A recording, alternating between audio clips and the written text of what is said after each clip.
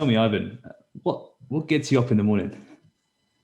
You're always the crazy thing is, I know from about 1 o'clock p.m. UK time to about 8 p.m., maybe even 7:30, you're asleep. But around 7:38, there's always on the group WhatsApp suddenly goes from two gray ticks to blue ticks, which means everyone in that group has read it. And that means Ivan's Yes. awake. And it must be Yeah. what, 3:30 in the morning? Yeah. And you It's get up about without three an three alarm. thirty. Yeah. Tell me what's going on in your mind at that time in the morning. Um. Yeah. That's actually a pretty good question. I literally just I love the start of my day. Like it's literally just, I'm excited to get the day going, or just everything that I need to do for the day. I look forward to just kicking things off, and I just love my day-to-day routine that much, and obviously love what we do here as a team. I love working with the people that I work with, which obviously is very, very important. I love the mission that we're working on, the purpose that I'm giving my own life because of everything that we're doing. It's fantastic, and that's what gets me up in the morning at 3:30 without an alarm, and also my cortisol. So What's the deeper connection there? Like, why are you so connected to what we're trying to promote and what we believe in so much? Why does it mm, mean so much to you? Because what we're doing yeah, is not just like, yeah, get in shape, get a six no, not pack, at get all. ripped.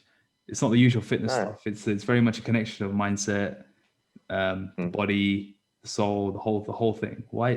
yes. Why does that mean so much to you? the I will always come back to this, and I've said it numerous times. The impact my own transformation I had with you guys, what it did for my life overall, was phenomenal.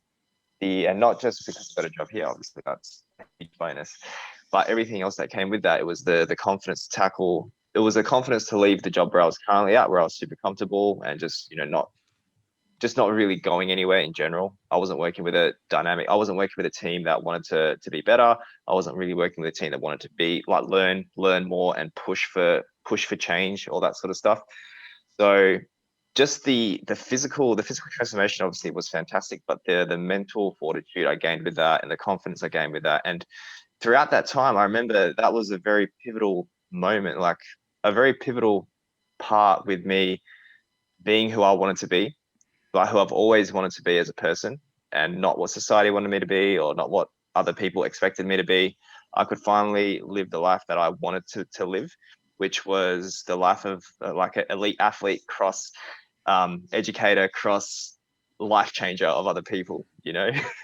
That's what I've always wanted. I've always wanted to express myself physically in some way, and be able to push that same notion onto many people. And again, physical prowess, or whatever that is, whatever that means to you, is completely individual. And I've always been interested in how the physical connects with everything else that we do.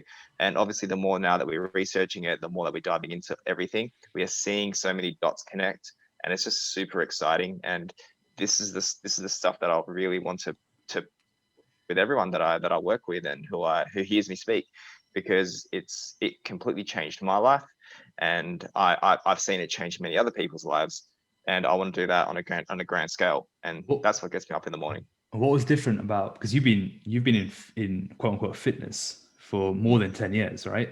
Why was Yeah, this different? You've trained hard. You've pushed yourself to the limit in various different aspects. What yeah. about this connected you to a higher level?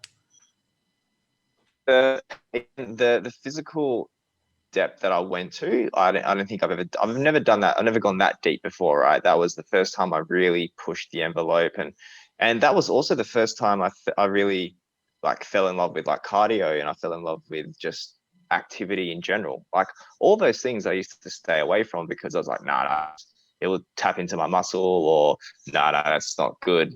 Cortisol this, cortisol that. It's just like, you make up all these excuses to not do these things. And it was through just immersing myself in a lot of activity and a lot of training that obviously led to that physical transformation, but all the cognitive benefits that came with that, and just how good everything felt, like how healthy my joints started feeling, how healthy my whole body started feeling. Obviously, that's also when I started really taking my gymnastics and calisthenics stuff a lot more seriously as well. So that's all that coincided nicely, right? So I was still engaging in something physical. I was still pushing myself, but in different ways, and exploring my body in different ways. And when you do look at the research with regards to neuroplasticity, which is how your brain develops and changes, it happens a lot when you're doing gymnastic style training and stuff where you got to catch a balance, and when you got to really pay attention, because one wrong move and you can easily dislocate a shoulder, pull out a hip,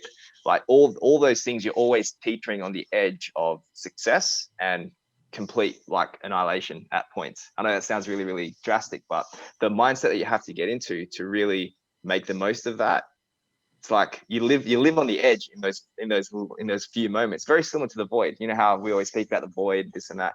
Very, very similar to that.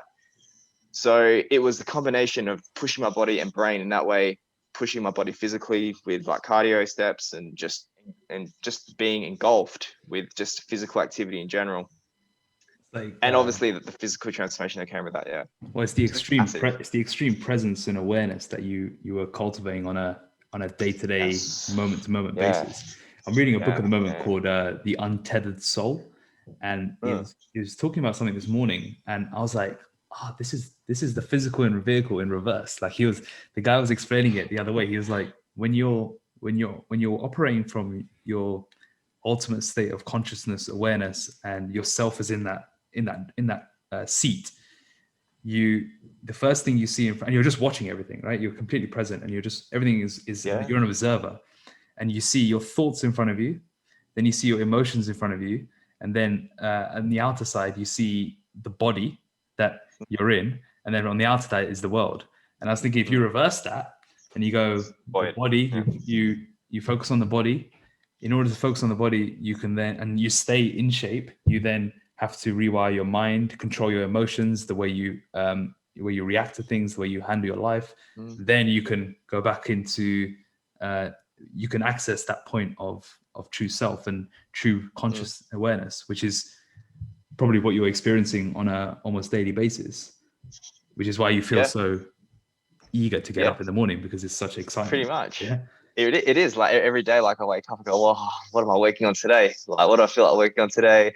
Like, and especially because, again, like I'm seeing really, really good progress as of late. My body's feeling fantastic. And again, like I know it's progress is always subjective too, right? Like, remember, it's how certain things feel, or how deeper I can get into like a weird position, or whatever it is. Like, it's something that I'm excited for, and I have that to look forward to every day. But again, those are just like things that I look forward to in the gym, but there are many, that's only for like an hour and a half of the day, or whatever. There are still many other things in my day that I find motivating and satisfying to work on. And that's also what keeps me going. Spreading that message of, if we can get people to just embrace their physical selves as much as possible and appreciate that, it's an absolute gift. I always say this because it really is. The fact that you can actually move your body, the fact that you can do things, like, you need to maximize that while we're all fit, healthy, young. And that's how you stay fit, healthy, and young forever. Yeah. And because the thing is, it doesn't matter how much money you make, doesn't matter, all those things are fantastic, that chase for more. But what's going to happen when 50 comes around and you can't move, or you've got diabetes, or you got, you know what I mean? Like, your health just goes. Well, the other thing is when you chase that, you get to that point and you're like, well, actually, internally, I don't really feel good. Physically, I don't even feel good. What's it all for? Yeah. And that's, and again, like that all that stuff is very dopamine driven. And I've also been reading a book on dopamine called The Molecule of More. And a lot of the stuff that this guy talks about was resonating a lot with stuff that we do. Like we always sort of speak about, I don't know about you, Ed. I know me and AV are we're relatively like introverted as people. Like, we love our own time stuff and we thrive on that, which is kind of ironic, because what we do, we love humanity. We're working to help humanity, but we can't be in the same room with too many people at once, and you know what I mean? It's a really weird conundrum, but there's actually research showing that people who are wired in that dopamine way, they do thrive on. There is this sort of weird combination of serotonin and dopamine that does allow them to want to work on big projects and be better and help people They just don't want to be in the same room as them because it's draining. You know, it's a weird dynamic where the other people who are more they live in the here and now. So serotonin is more here and now. Dopamine is in the future. They are the people that love to be around people, and they'll be relaxed, and they're more extroverted. They thrive with people, etc., etc. But they don't have that same drive to care about the grand scheme of things. They don't want to make a big difference in the world because they're content. They're happy. They're just chilling. You know, And the trick is probably to find the balance of both. Exactly. Where do you guys think? Yeah. Where do you guys think I sit on that then? Because I would say I wouldn't. I'm definitely not a full-on extrovert, but I'd say I'm maybe a bit more in the middle. Maybe. So I would say, just to counter that, before we go into that, Ivan, what about being around people you enjoy being around though, and you got really good people around you? Because then I don't feel drained at all. I feel really energized. True. For example, I know we're not in the same room right now, but I don't feel drained by this conversation. No, I feel very energized. So it'll be interesting to know how that looks, because I would say that in that environment then you can really thrive, because you could be around people that you love and who bring you up all day long, and you feel great, even if you are an introvert. But I think there's also like there's a time gap on that too, or there's a certain amount of time you can spend with people before I need a break, no matter how good they are on it. You know what I mean? Like no matter how 100%. Well you get on with them, this and that. So you need there is this point where it's like exciting, and then you're like, oh man, I need to go home and sleep. So I had that experience. I get that experience often on the weekends where I'll plan like a few things in a row, and I'll see my best friends, then I'll see my parents, and then I'll spend the evening with my fiance, and then the next morning, the first thing I think is like, shit, I need to recover. Like as good as that whole day was, I need a bit of alone time in order to just recharge the batteries. And that's, again, it's completely normal. It's like he is the mix of both worlds, man. I feel like you're very you got a good serotonin. You do. You do. I was trying to think when you guys think, because I definitely wouldn't say I'm not what you'd consider like a typical extrovert by any means. I wouldn't have said. No. But then I probably don't fit fully into either camp there. But I definitely think on the introvert side of things, there seems to be a lot of high performers who are introverts, but then once they're in that field that they love, they almost show this extrovert qualities in terms of like no issue with public speaking. They can interact brilliantly. Yes. But that's when they're in their realm. So maybe that links into the people they connect with, the topics they're confident on. Then they need the recharge after on that. Like for example, I had Christian Tibb. Yeah, Christian Tibbs one example. But I had about a year and a half ago, I gave a talk at this charity gig about. They asked me to speak about health and fitness to the crowd, and I didn't really prepare for it. But I thought, this is I could just speak, this very general tips. And I got up on the stage, gave the talk, and afterwards, like everyone was like, "Oh yeah, my fiance said to me, "Oh yeah, you did a really good job there," and I was like, "I'm exhausted." I was like, we need to get out of here as soon as possible because I'm exhausted. I was like, "She's like, really?" I was like, what people don't see is I was so on inside and I had to really lift myself up to do it, but it looked like it was quite effortless. But reality was like I was using all my energies to do it. It's draining. It's a very interesting conundrum. It's so weird. And you look at the best in the world, like the best like geniuses of all time. Obviously, I'm not putting myself in that category, obviously, but but like you look at people like Einstein. He was a complete social inept. You know what I mean? Like, or people like that who are absolutely brilliant at what they do. They have no concept of the here and now, so to speak, or they stop caring for themselves, like from like a clothes standpoint, or you know what I mean? They just because they are so focused on that one task. And I think there were some quotes where they were just they can't work, they love humanity, but they can't work with humans. They can't be around a human, but they want to do things for the world, for humanity. It's a really interesting thing. And that's exactly, I feel like I love helping people and I love seeing people transform. And I love, again, helping people do what they need to do. But again, I can't be around too many people too long, otherwise I get super drained. I do think though, if you're around people who lift you up more regularly, that would you still need that alone time. But I think there's something in that's probably for sure contributing to that. Because I know you mentioned when you say like you're around people like how do they live like this? But whereas if you were around people who live similar lifestyles, I feel like that wouldn't be as much of an issue. How did you guys find that when you were PTing though? Because obviously not all of your clients would have been the same, necessarily people you'd have chosen to spend time with, let's just say. I was definitely the quieter PT on the floor. Like I wouldn't be the guy shouting on the gym floor, marching orders. Like I was more like the softer spoken in your ear kind of PT rather than the loud sort of cheerleader. I couldn't do the cheerleading. I remember one time I had to do a group class. I hated it. Like I was shouting. I had to shout, and I really hated it. That really drove me. One-to-one PT felt quite intimate, and it felt quite. You didn't need to come like out of your shell too much. Whereas in a group environment, I think it's a whole different ballgame. Yeah, I was the same. I hated the group class because in the gym that I used to work at, there was like we had like a rotation, like once every 6 weeks we had to do the group class on the Saturday. I remember like that Friday evening going, fuck, I hate my life. This is the worst thing in the world. We'll wake up tomorrow, be an absolute cheerleader. And then when you actually get into it, like it's fun. People actually like you and they love the energy. But then after, I'm like, I need a 2-day break. Well, I think I don't know. Go on. I don't know how people do their like the ones that do the spin classes like all day. There's probably they love it. That's what they feed off because some people get so much energy from that.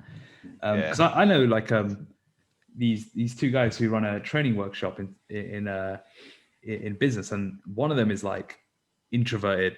Like he'll look amazing on stage, but afterwards he's off. As soon as he's off the stage, like, you don't even see him. Like he's gone out of the place. The other guy, he's roaring, he's getting everyone clapping, he's getting everyone stomping their feet, like getting them all amped up, delivers a great talk. And then afterwards he's networking with everyone, like he's the last person out of the room. Whereas the other guy, you're like, he's gone already. Like he left as soon as the clock closed. So I think, and I speak to them both. They're like, one of them just says, I need to get out of there. One of them's like, I feel the more I'm there, the more energetic I get.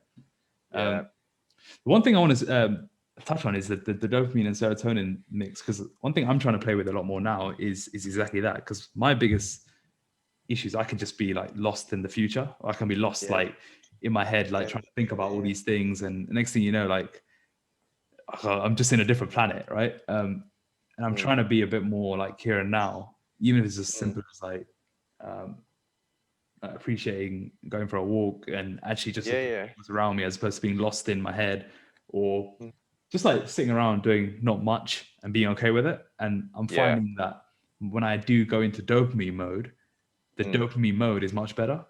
And this is because you're giving that break. You're giving that break. You need the break. You need both. Like you need, and again, I think the fact that you're seeing friends and family on that Saturday and all that, you're doing all that stuff, that is living in the here and now. All those things are just recovery for your dopamine system. Yeah, probably not the best way to look at it. But the thing is, like, if I was to, because I used Toggle for 2 years to track all my time working, and then this year I decided about 2 months ago I stopped using it. And if I was to toggle myself now, the hours would probably be about half compared to what I used to do, because I'm finding that when I am working, I'm way more productive and way more prolific, but I'm spending a lot more time just recharging the batteries. And actually, what ends up happening is I'm not even thinking about it, and then an idea will pop up. It just comes out of nowhere, and I'm like, I need to write that down. And then, but what I'm doing is when I write it down, I won't then like stew on it. I'll just come back to it when that time is right.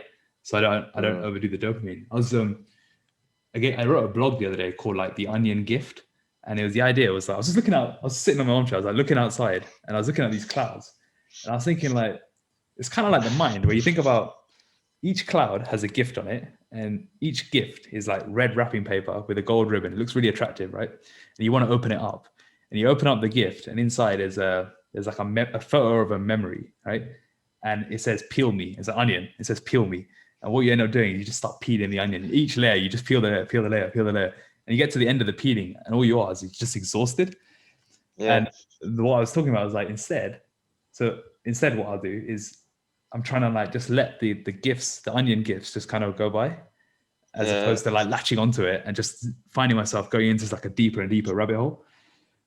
Strange analogy, but no, because it's like that onion could be just wasted energy, right? Like trying to peel back layers on things that don't matter. So I think that's also important. And if people are wondering how to sort of preserve your dopamine system and your motivational drive, et cetera, it's all the things that we talk about. We've all been doing these things subconsciously for a long time. Turning notifications off your phone, having time away from electronics, time away from social media. All those things are designed, we've spoken about this, to to get you to click more, to scroll more, to want more, because dopamine can be such an asshole, if you don't mind me saying, because you think it's going to lead to pleasure, but it never does. All it does is lead to more. It leads to wanting to want more, and you getting what you are chasing extinguishes one cascade of dopamine, but then starts off another chain of dopamine. Yeah, I think it's a vicious circle. Like, and I've fallen into that like mega time, especially like by the end of this year. By the start of this year, I was just exhausted from chasing that dopamine, because you just get to this point and you just think, oh, I got that now. Let me go again. And then you just end up exhausted, and that's where I was. And the way I've kind of come out of it is literally just in that balance. One thing I would touch on is around, like, when you talk about unplugging, you talk about creating more space. If you think about why the grind, or when you put yourself into that extreme, is so powerful, it's because you restrict so much of those pleasures, like food, like even a sedentary behavior is almost like a pleasure, because you're just lazing around.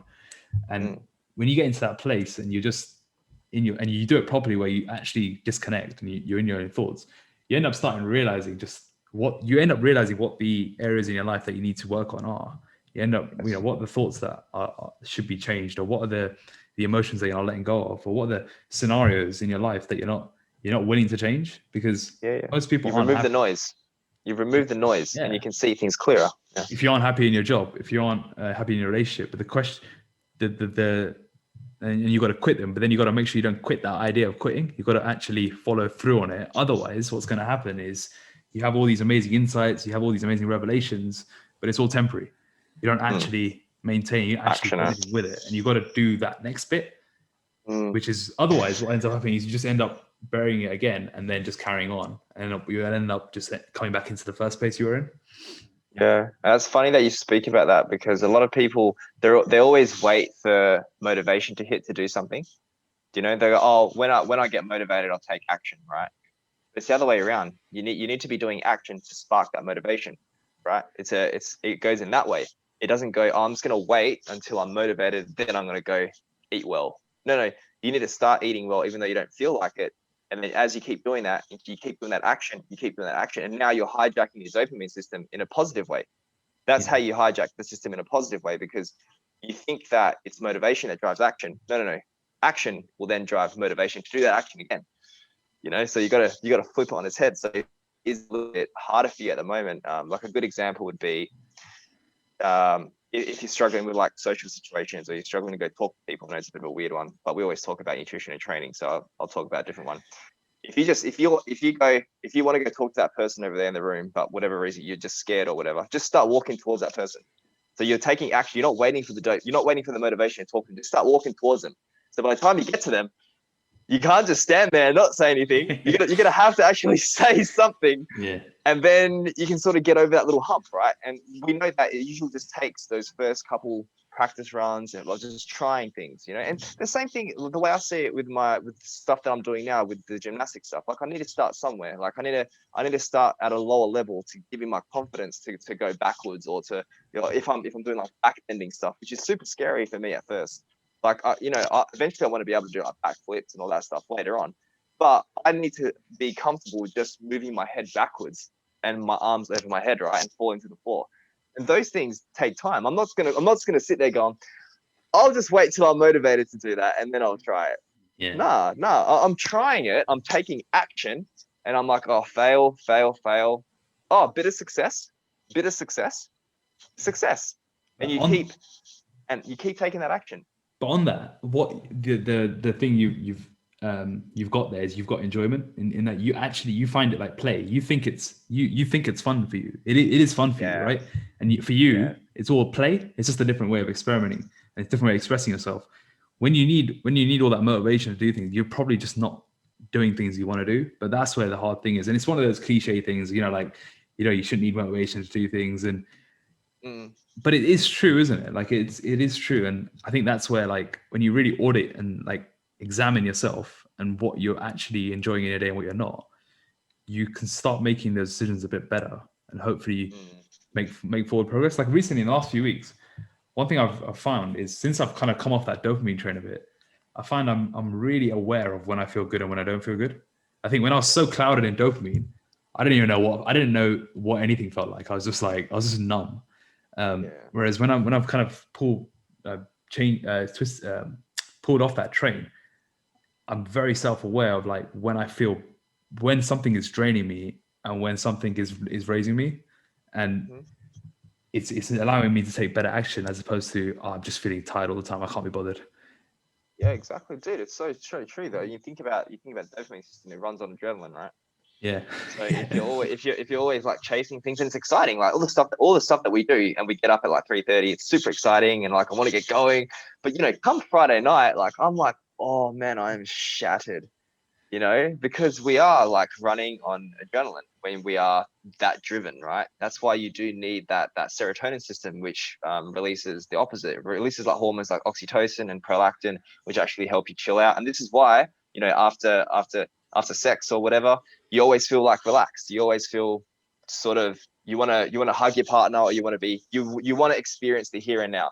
Yeah. That's a perfect example of you going literally from like dopamine to serotonin like that, so instant. The interesting thing, I mean, is you say on Friday night you're ready to rest and recover, but you still wake up early Saturday, Sunday. So it probably shows that your system is still running quite. You're still balancing that system really well. And I think the last few weeks are the first time in I think my life where I'm waking up the same time naturally on the weekends than on the weekdays. Yeah. Like I'm not before. It was like 5:30 to Monday, Sunday to Friday, and then Saturday 8:00. Whereas now it seems to be like 6:15 daily. And I know. Look, this is me. We're saying it in front of Ed, right? He's got a kid. He's under 2 years old. These sorts of things are irrelevant for anyone who's got young kids. Sorry, Ed. So where do you feel like you're on that spectrum, Ed? In terms of kind of just finding that balance that works. Yeah, and how do you manage it with like a young kid? He's under 2 years old, right? Yeah. He's about 18 months now. I think the thing that I've found is over the last 18 months, I've had quite a few different structures in terms, because we've gone in and out of lockdowns. My wife's been on maternity leave and then gone back to work. There's been all kind of different variables. We've moved house in that time. But the thing that's remained constant, and just because of those things, I've been training at different times. I've had work blocks at different times, start, finish.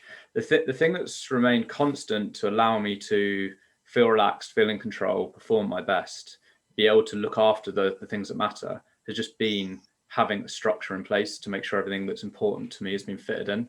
Like if I know that I've got enough time to work, do the work I need to at a high level, I've got enough time to look after myself, kind of physically and mentally, and I've got enough time to feel like I'm being a good partner and a good dad, then where everything's fitted in, I felt the same with everything else in a different order.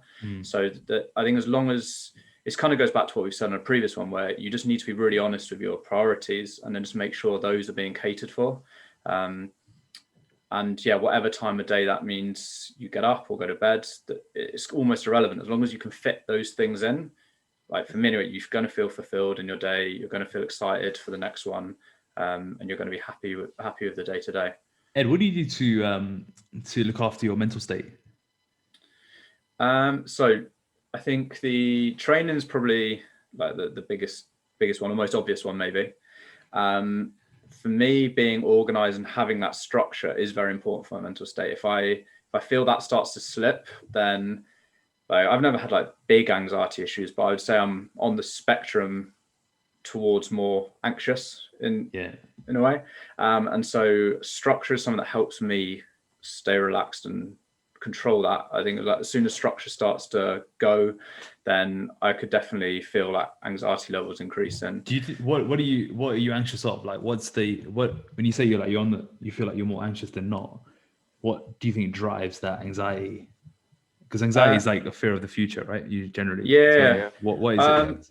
I think there's the fear of, on a grander sense. And by the way, we're all anxious to some extent, aren't we? Human beings are anxious people generally. So, and the fact that all of us are very dopamine driven, we are naturally going to gravitate more towards anxiety versus like depression. If you get to look at like a spectrum. Got it. I know like a grander sense, it's I don't want to waste my life. And then when I break that down even to day, each day, I just really want to make sure I make it count. And not like I have this, I'm not thinking every day of, oh, I hope I don't die or anything like that, but it's more just like the thought of just having a day on the sofa and not accomplishing anything. It's just like, I just feel pissed off even just thinking like that. I think it's just such a waste, I find. What are you trying to accomplish? I think it's just anything, just to make that there was a point of that day existing, maybe even. And it's not like I have to be doing anything crazy, like even the weekend, like just if I get a training session in, it helps towards that. If I getting meal prep done, or like, at least I know I'm in a better place for the next week. Such a bodybuilder, isn't he? Spent time with, I spent time with, like, I don't know, like with my son or like whatever, it's, you feel like there was just like a point to the day, even if it's like, we're going to walk, like, or we discovered a new park or something, like, it's not like crazy things, but it's just like, you know what, that day counted for something almost. And I think when Ivan was talking about, you were asking Ivan, like, what gets him out of bed in the morning, it's like, when the alarm goes off, there's not even a second thought that I'm going to hit snooze. Like there's not even a second, because I just think, I know I have to get up at that time to get what I want out of the day. And so it's like the thought of more sleep might be tempting, but the thought of not getting what I want out of the day is way worse for me. What do you see as a good day for you? Like you mentioned, like getting something done, but like, can you be more specific? Like, what are you trying to get from that? What is that feeling that you're getting from whatever makes you feel like that day was worth it? I guess maybe it is that kind of dopamine thing of looking towards the future, maybe, but it's like almost just putting the bricks in place for these greater goals or purposes that you have. Like my day starts off with work. I know I want to just get, and what that day of work consists of is different each day, but I want to know that I've done some productive work. I'll train within that. I want to just, whether it's like adding a rep here, a bit of weight here, whatever it is, like it's almost like putting an extra brick on the wall to like just building something towards what you're trying to do. Like I'll carry on with work, kind of same thought process, and then I finish the day, like I'll pick my son up, and then it's knowing that I've hopefully like been there for him or support my wife, whatever it is, to then, I guess it's not that I had this dream life that I'm shooting for, but I know I want to have an impact on my career. I want to achieve things physically myself. And I also just want to feel like I've been a good family, like member of a family.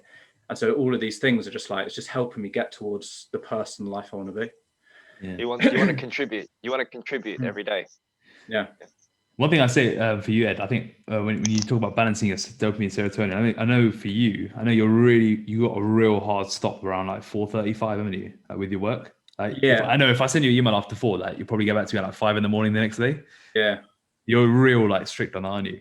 So I think the best thing for that has actually been having a kid, to be honest, because I used to be terrible for that kind of thing. And like when I first transitioned online, my wife was working on US hours, so she used to finish like 10 in the evening. So I had these evenings on my own. It'd be like, I'll finish at 7:30. But if I was sitting around at like 8, I'd be like, might as well check the inbox, or something like that. Whereas now it's like, because I pick my son up from the childminder, it's like I have to leave at a certain time, otherwise I'm just not going to be there. And like like if you're late, she charges like late fees and all this. So I'm like, there's almost like financial incentive, and like that's pretty good. And like I know that I only have limited time with him in the evening because he goes to bed like relatively early and stuff. So it's like all these things. It's like it's not a choice of like, oh, I'll just push it on an extra 15 minutes. Like that has to stop. Otherwise, my wife's gonna be like, why haven't you picked up Ollie? Or like, why would we charge like all this money for being late? That's great. So, that's the benefit of like constraints, right? It makes you work harder and achieve more, because you have this certain constraint throughout your day. You know that by 4:30 you need to be done with everything, so you can enjoy your time with the family and with your son. Go pick him up and not be charged extra. Yeah, exactly. Financial incentives to work. Stop work. But then I also find I'm pretty good now. Well, I'm very good now at, because I work, then train, then work. Like when it's time to stop to train, again, for me, that's non-negotiable. Because the thought of like, well, it's either like, sometimes it's tempting, you're in your flow, you're like, oh, I could keep going. But it's like, well, if I either stop now or it impacts my training.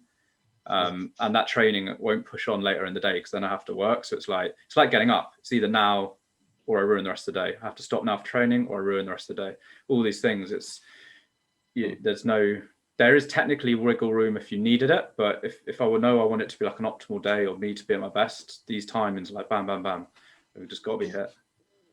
High performance personified. Yeah, that's really interesting. It's funny how everyone has different ways to rebalance the system. But I also kind of feel like, going back to the whole dopamine serotonin thing, I'm almost like in the day quite dopamine driven, like we're thinking to the future, we're trying to build something. And then it's quite helped me that from 5 o'clock when I'm there with my son, it's like you can't really be thinking ahead at the same time as trying to like stop him killing himself doing something stupid, or do you know what I mean? It's like you're forced to be present there, which has helped me a lot, I think, actually. How do you guys find the actual art of being present? I think it's one of the hardest things we find, right? Hardest things as a human. Yeah, for me, it's always through training. Yeah, that's my best way for me to finally become present. Because otherwise my mind is very, very active, or always thinking, always doing more, learning more, finding out something new, curious. But I'm never present until training. Yesterday I tried something interesting. I just sat on my chair. I just closed my eyes for an hour. I didn't go to sleep. I just sat there. I didn't really think of anything either. Weirdly, I thought, let me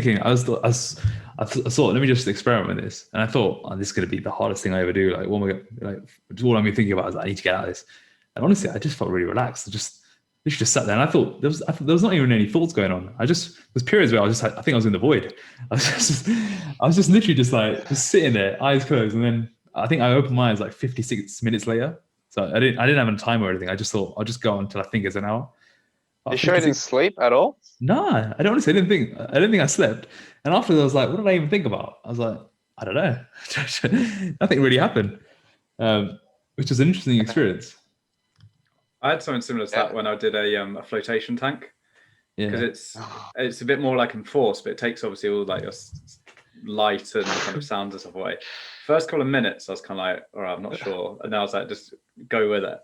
And it was an hour session. I think like 3-4 minutes before the end, I was like, all right, I'm ready to get out now. But it was like the same. You don't know what you were doing in there, but it just like, you're just kind of out of it the whole time. I freaked out when I went to one of those. Oh, really? With it's so small, or? Yeah, I couldn't breathe. It was super hot as well. And also, I think they must have put like too much like magnesium salt in mine, because my downstairs is super itchy, man. Like, I don't know if you experienced the same thing, but I just could not get comfortable. I was like, what have they put in this thing? You know? So maybe I should have worn jocks, but I wanted to experience the whole thing, Yeah. That's interesting, AV. That's very interesting. I've never, So the reason I heard it from a guy called Gone. Because I don't think it's ever possible to think nothing. No. Yeah. What is nothing, right? But I think there is, if you just let thoughts sort of come in, let them drift, and nothing is everything. Nothing is everything. Correct. Everything is nothing.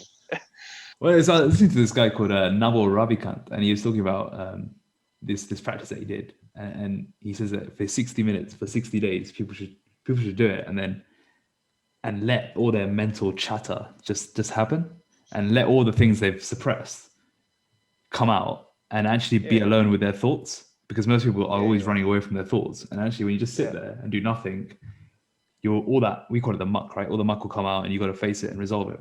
And I was thinking, well, that's gonna. But he's like, once you do that for long enough, that you almost hit mental inbox zero.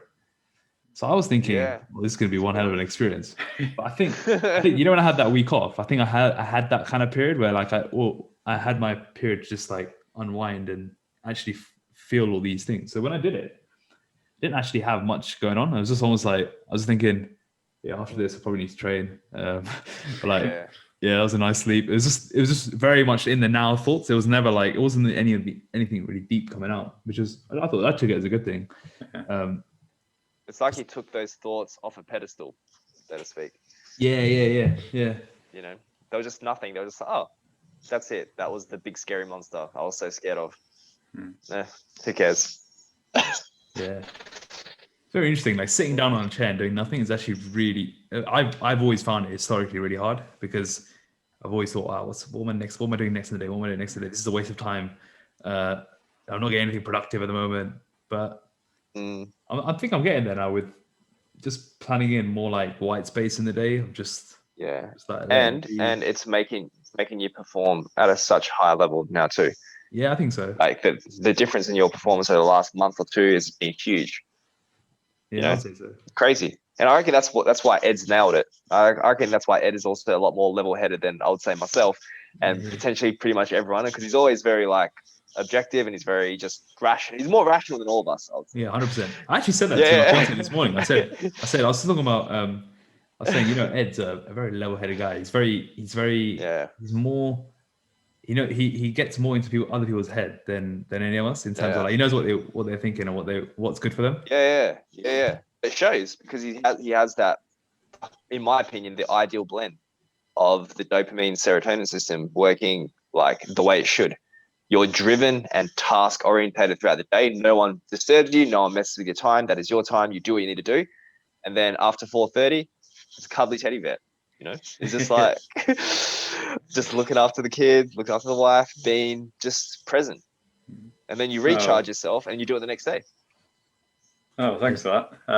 I guess though that all of us have found systems that work just from trial and error. And the way we talk a lot about in terms of like when you do get into say investment phases or later on into your journeys, you use the experience of the grind and then you put it into action. You use trial and error to then find. Often we talk about it in terms of nutrition, but you find what works best for you. But it can apply to everything, whether it's like setups in your day, how much time you have on/off, all of these things. And it's definitely something that we've all got better with over time. And like you're saying, Akash, in the last month you've had a big difference.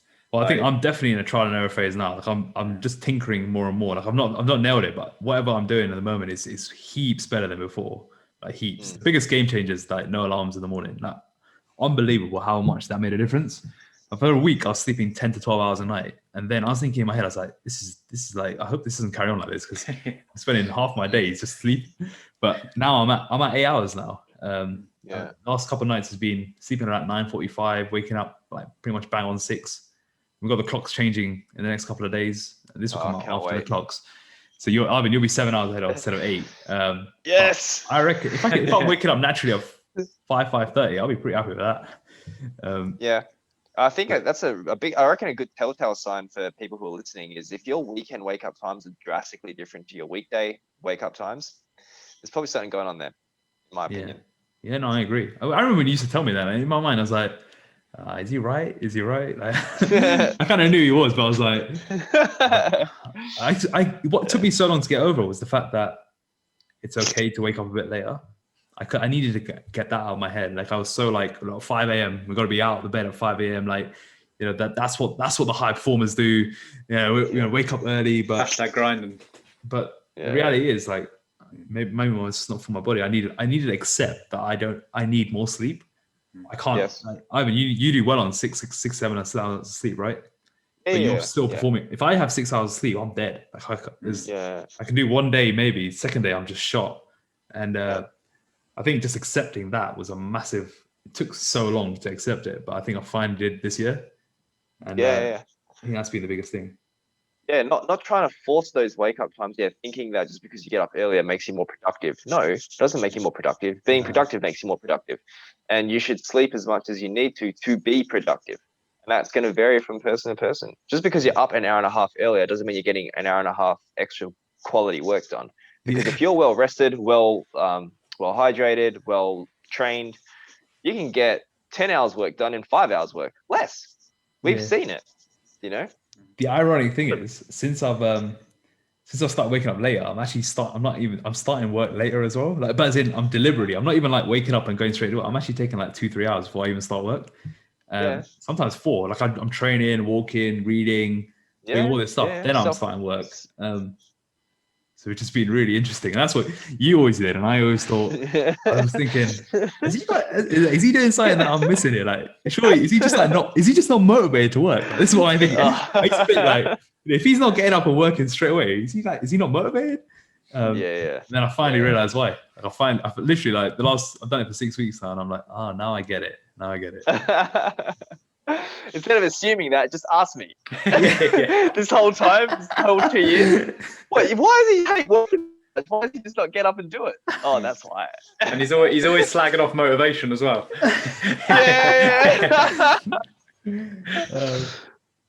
But again, that's what we found worked for us, right? Yeah. You need to find what works for you. And for Ed, he does the other way around. He starts off his day with work to get off to a head start, And that's where like you think, I'm real extreme. I'm starting at like 5. But it's like you guys said, like if you send me an email after like 4:30, like I won't. I'm done at that point. Yeah. But it's like that sounds quite early in my head. Whereas like if you start at say 9 or 10, but then you're working till say 7, it's like, well, if you're getting the same amount of work done, it's just shifting it around, and it doesn't mean that you're a harder worker or a hard performer just because you're shifted 3 hours one way or other than the other way or whatever it is. Yeah, what ends up happening, I don't know if you get this, Ivan, but there's 3-4 hours in the morning where you're just doing like all these other things. You already know from the day before what you're going to do that day, right? Yeah. And then you end up just like those 3-4 hours subconsciously, you're just like solving all the problems and solving all the things that you want to figure out, all these creative ideas. And suddenly when it comes to laptop time or whatever time to work, once the dopamine switches on, it just all comes out.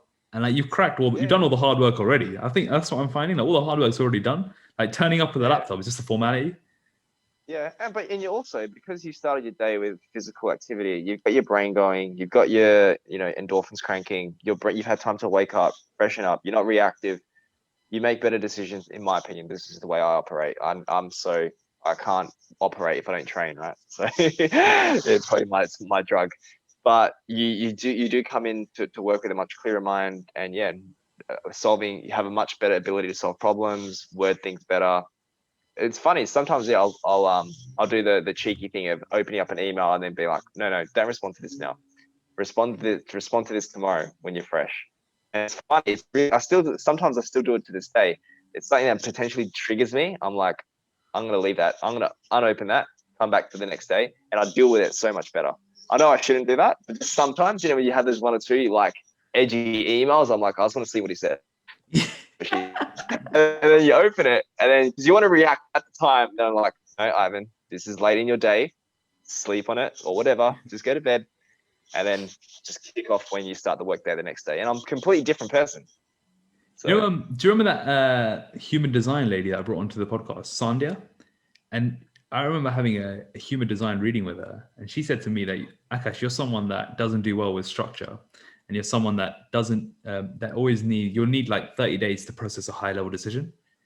And I remember thinking, nah, like, really? Because I replied to her saying, no, I actually really do well on structure. She's like, why don't you try having no structure and see what happens? And then like a month later, I was speaking to someone else who like specializes in like corporate wellness and all these things. And he said to me, Akash, you're not a structured guy. Like you're too regimented, and you're losing a lot of your development on this. And again, I was thinking, and then like I randomly had the urge to actually try it, and I feel way better. Like I actually don't use my calendar as much as I used to. Like before, you usually look at my calendar, it was like Tetris. It was like whereas now I just put like 1 or 2 key things I need to get done, and the rest I'll kind of just go with it. And I've actually found it really liberating. So those people were right. I just took a while I needed to figure out myself. That's another thing I realized. Like people plant the seeds, but I'll have to try it myself. Okay.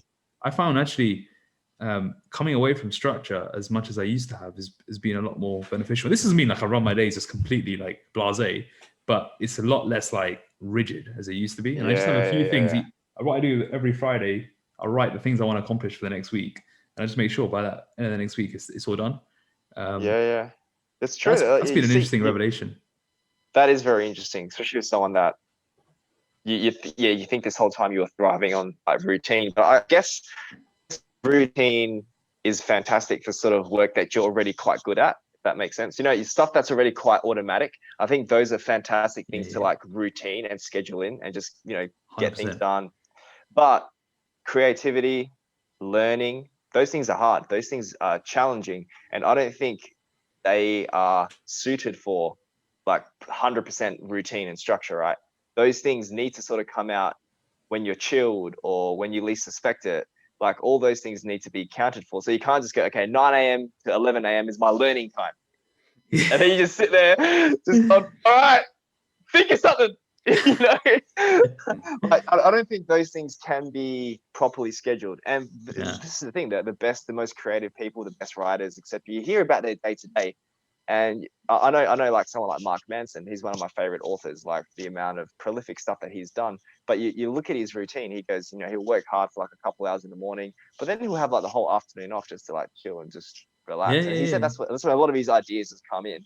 And then sometimes he'll have just creative outbursts of working from like 7 till midnight.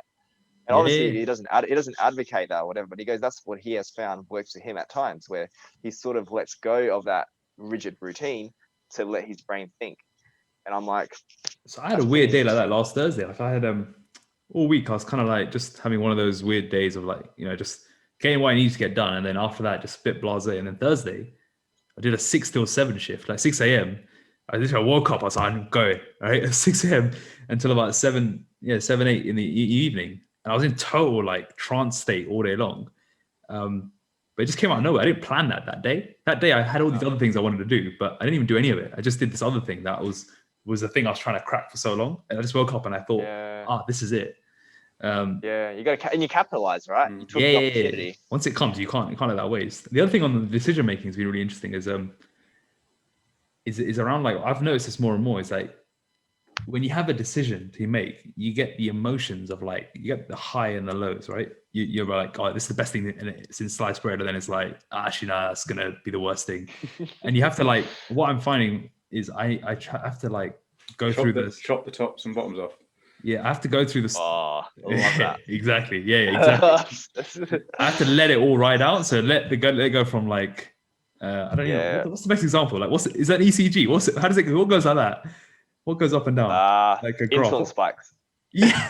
Okay. I have to let my insulin spike up and then drop down and then find the middle ground, and then it'll suddenly come. And I'm finding for the more like high level decisions, I've got to give myself that space to do it. Otherwise, it can end up being wrong. If I decide on one of the highs or the lows, it's probably going to be reversed or thought about again, and it won't sit right. Whereas if I let all the peaks and troughs go by, then the final outcome is probably going to be the best. Yeah, you'd say both are knee jerky, right? Yes. When you think about it. Yeah, that's fascinating. So I guess the next step would be like, how do you structure that creativity, or how do you like foresee it, or how do you set your day and week up to really let that flourish? But if it's something that sort of just happens randomly, maybe it's just having that time to let it appear if it is, but then just be comfortable with some days it's not going to be there. But then when it is, like you said, then it's creating white space in your days, right? Just more clarity. Because I'm not as extreme as that, but I would, whenever I go on a walk, I normally try and listen to a podcast or something. And back in not that long ago, I guess, but I would always try and have something like educational going. And you know, some days you're just so into it, you're just soaking it in. But then other days, especially if it's been like a long day of work or you're just like drained or whatever, it's going in, but you're not retaining any of it. And you're almost just ticking off this education just because like it just makes you feel good that you've done something, I guess. And I've got a lot better recently at either just going for something more lighthearted or just listening to music on those days and just being all right with it. Like, that's all right. Like, you're not going to absorb it anyway. And it's better to listen to that same podcast, like, or read an article or whatever it is, engage in education 2 days later, but actually absorb it, than just be like, I need to just take it in now, just so I've just got it off my to-do list to then, go on to the next thing. And it's just accepting that sometimes you can take it in or not. And I guess not that dissimilar to what you guys are saying. I think with my learning, I've started doing more of that as well, where like I'll find like a topic that interests me, and then I'll just binge on that for a long time until I kind of crack it. And I'll just read everything on it. If I find one person I really align to, I'll listen to like everything he's got, and then but that's what I won't listen to anything for ages. And I'm finding myself doing more and more of that. And then you get pissed off, they stop making content. Like, Yeah. Come on. He's Yeah, like yeah. binged So all what this. you got? It's like, yeah. It's like it's probably taken him like 10 years to come up with all that, and you listen to it like a Like- week. You're like, come on, man. Start sending him questions about an answer he did about 15 years ago in his first ever podcast or something. Yeah. No, I'm very similar to that. But I've actually also, I think after our chat last week, AB, I've actually done some walks with just nothing as well, and they've been actually really good. So I'll usually start my morning with some educational podcast for my early morning walk. I'll do like music when I'm doing my cardio. Then after that, I'll usually have like a morning walk where I get like sunlight and just listening to nature and all that sort of stuff. And it's actually been really nice. Yeah, You it's know, nice. I know it sounds funny, but No. especially now, the weather in Perth now is like perfect, where it's, you know, the sun's out, but it's not too cold, not too hot. It's just perfect, and just actually enjoying just the walk and just having time to think my own thoughts, not be told my thoughts through a podcast. You need that. You need And- that time. Like I always think like 30 minutes unplugged. Is like It's a necessity. here and now. It's the here and now system. Breaking up your day to then be able to do the dopamine stuff later. Perfect way to end this podcast. Fascinating insights. We shall continue next week on them.